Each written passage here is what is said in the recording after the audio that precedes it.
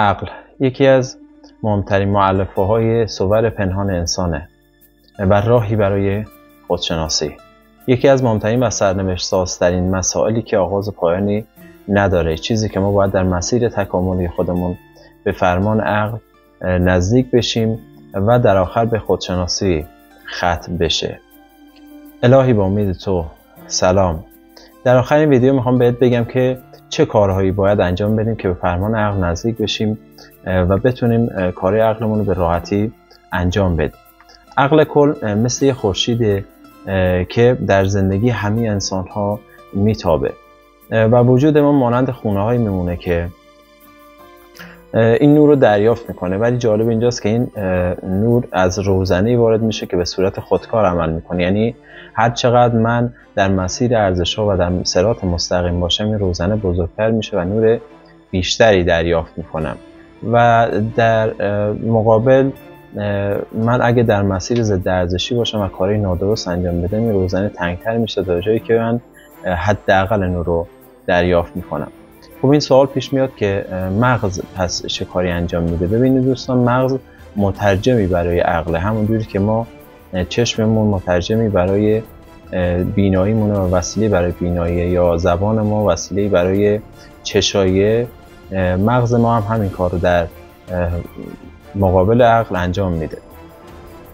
اگر جسم خودمون رو مانند یک شهر در نظر بگیریم، عقل در اینجا یک فرمانروا حساب میشه که باید کلیه فرمانهای اون رو که معقولانه است انجام بدیم تا به صراط مستقیم، آرامش و صلح برسیم. و هرچه از فرمانهای عقل دور بشیم و فرمانهای اون رو انجام ندیم، به بیراهه کشانده میشیم و راهی نداریم جز اینکه به ناکجا آباد و تباهی برسیم.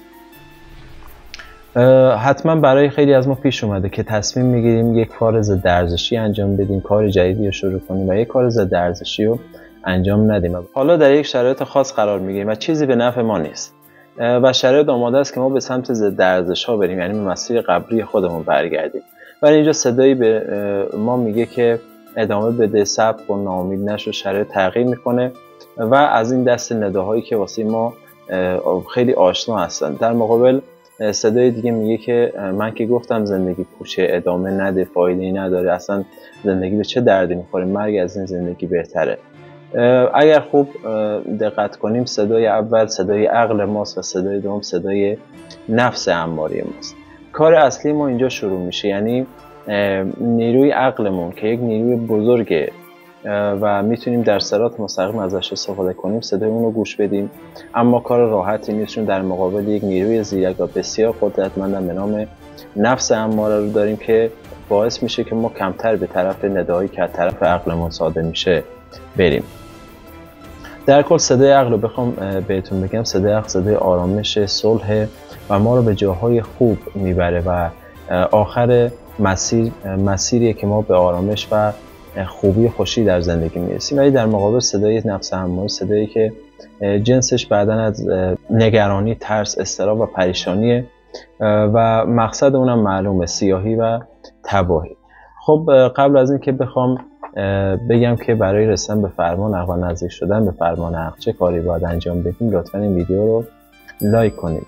به هر حال دوستان، برای نزدیک شدن به فرمان عقل و باز شدن روزنه‌های نور و اینکه زندگی ما سراسر نور بشه، لازم نیست ما کارهای بزرگ و آنچنان شگفت انگیز انجام بدیم. برای این کار لازمه که کارهای کوچیکی انجام بدیم، مثل اینکه دروغ نگیم. مثال میگه زباله‌ها رو بذار دم در، دوش بگیر، نظافت تو رعایت کن، دروغ نکن، تو کارهای دیگه دخالت نکن. کاری که به ظاهر کوچیکن و در ادامه نتایج بسیار بزرگی برای ما در بر دارن. و اگر این کارا رو ادامه بدیم، ما به آرامش و صلح میرسیم. اگر به فرمان عقل توجه کنیم، مطمئن باشیم نتایج خیلی خوبی برای ما به دنبال داره. اینم در نظر بگیرین، اگر فرمانبردار خوبی برای عقل نباشیم، نمیتونیم فرمانده لایقی برای سرزمین وجودی خودمون باشیم. نکته پایانی، از فرماندهی عقل تا فرماندهی نفس اماره از نظر مکانی یک مو فاصله داره. خب در اینجا فهمیدیم که برای رسیدن به فرمان عقل و نزدیک شدن به اون نوری که عقل ما میتونه به سرزمین وجودی ما بتابونه، لازم به کارهای بزرگ و خیلی شگفت انگیز نیست. همین کارهای کوچیکی که عقل ما میگه انجام بده و از لرزشی ها دوری کن، میتونه ما رو به سرانجام مقصود برسونه.